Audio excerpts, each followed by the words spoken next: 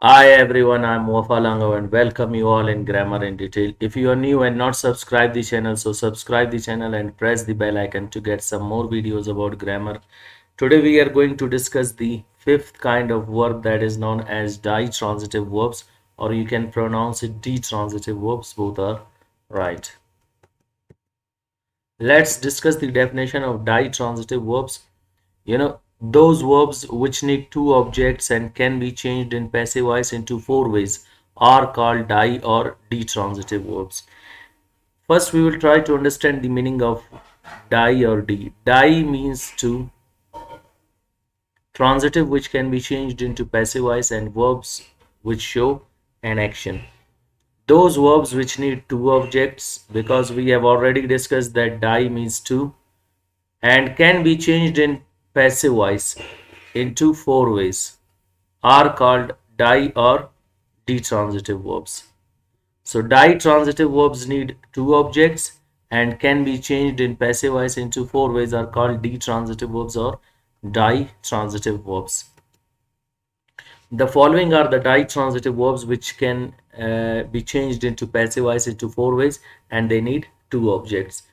What are they? Teach, send, sell, bring, buy, say, tell, ask, gift, write, show, give, pay, occurred, offered, bet, bring, deal, deliver, find, get, lose, mail, profit, promise, serve, set, wish, allocate, allow, call, catch, design, do, grant, guarantee, name, offer, quote, deny, make, purchase, spare, order, appoint, catch, cause, draw, and owe, read, refuse, render, supply, take, charge, drop, cook, earn, earned, permit, keep, leave, pass, take, serve, win, prescribe, lend, find, cut, bake, throw, cost, etc.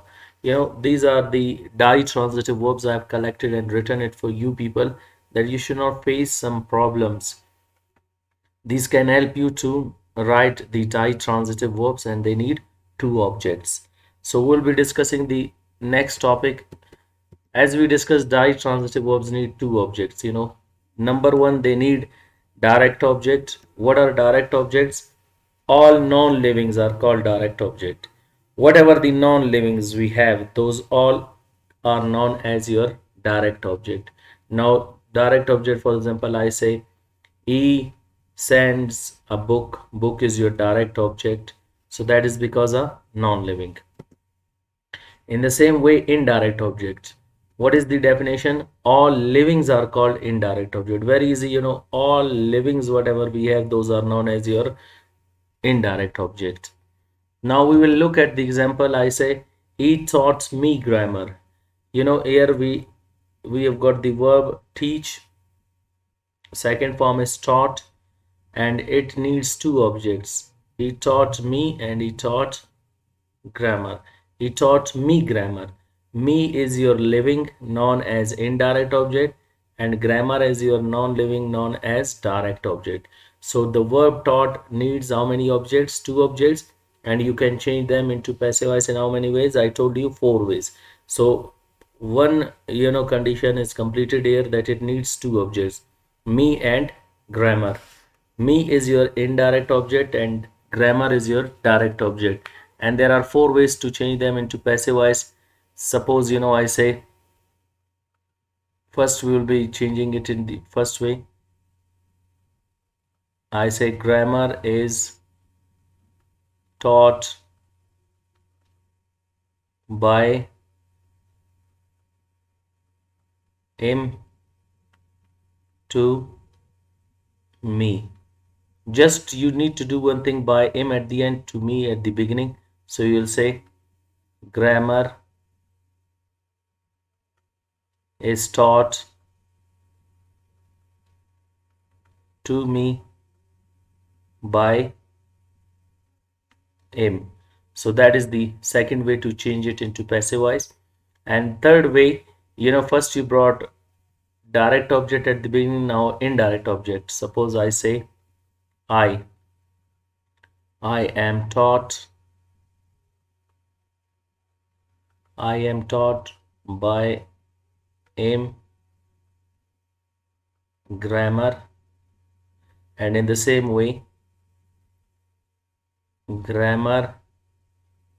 Okay, again I am taught grammar by him. Grammar by him. So these are the four ways. Grammar is taught by him to me. Grammar is taught to me by him. I am taught by him grammar, and I am taught grammar by him. I have already changed those previous verbs, whatever I've written, into passive voice. In description box, I will be sharing the link which can help you to change them into passive voice. In topic of active voice and passive voice, I've completed them all. So I will be sharing the link of all of the topics, whatever I've changed, that can be quite easy for you to understand. Second example, I sent them a message. Them is your indirect object and message is your direct object. So verb send is your ditransitive verb which needs two objects, them and message. You are showing us a movie. Now over here, showing is your ditransitive verb which needs two objects, us and a movie. Clear? So you are showing us a movie. Us is your indirect object and movie is your direct object. So as we have already discussed them, the object us, the first one will be your object, second one will be called EOO. And what does EOO stand for? EO stands for extension of object, means that this object is also affected with us. Clear? So EOO is your movie and object is your us. This should be in your mind, and in description box I will share the link as well, EOO, which clears you the concept between object and extension of object. Third example, they will bring him a mobile. Now bring is your verb and it needs two objects, one object and one extension of object, means two objects. First one is indirect object and second one is the direct object. We gifted you a watch. Now you is your indirect object and a watch is your direct object. So those verbs which need two objects, one direct object and one indirect. Indirect object like me, them, us, him, you, and they need one direct object like grammar, message, movie, mobile, watch. And one thing should be in your mind, one note I should write for you people here. Clear? Sometimes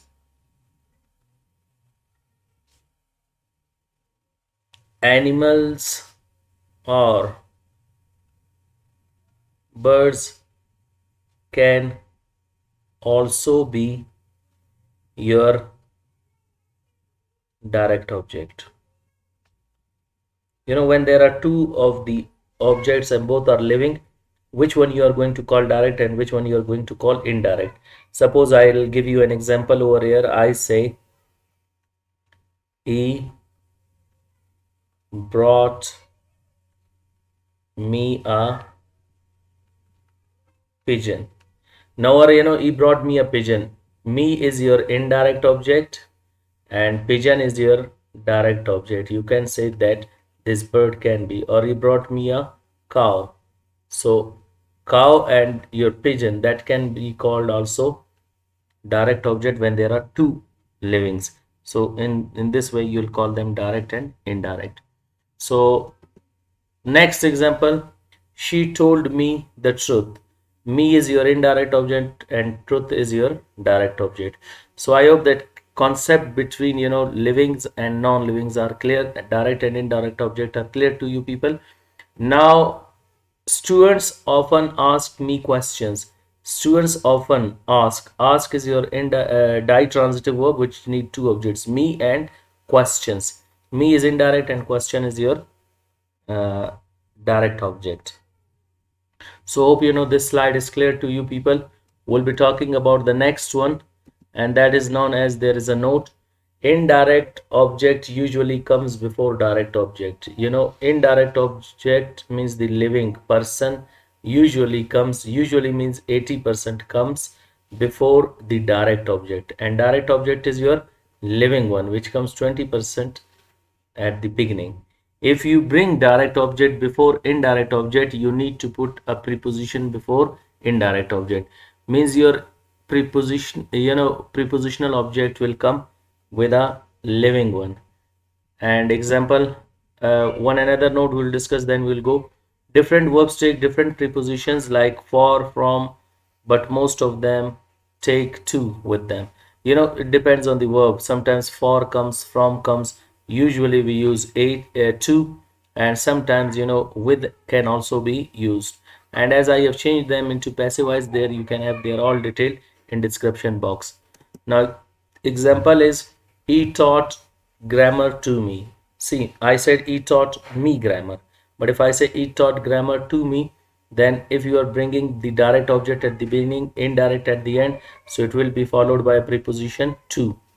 And in the same way, I sent a message to them. See, we are bringing message at the beginning, them at the end. If I write it, I send them a message, but there is no any preposition. But when you bring direct object, message, your non-living at the beginning, so them will be followed by to. I sent a message to them. And you are showing a movie to us. Now showing is your ditransitive verb, and where you want to bring the direct object at the beginning. So us, your indirect object will be followed by a preposition to. And they will bring a mobile for him. They will bring a mobile for him. Mobile is your non-living direct object, and definitely your indirect object is coming at the end, so it will be followed by a preposition for. So I have used to as well as for. And in the same way, we gifted a watch to you. Now see, watch is your direct object, and indirect object is followed by a preposition to. And last example, she told the truth to me. Now she told me the truth, there is no need to put a preposition. But if you are saying that direct object I want to bring at the beginning and to me at the end, so this should be in your mind, it will be followed by a preposition to. So I hope this lecture will be clear for you people, and their passive voice I will be sharing with you people in description box. So hope for the best. See you next time with the next lecture. Goodbye.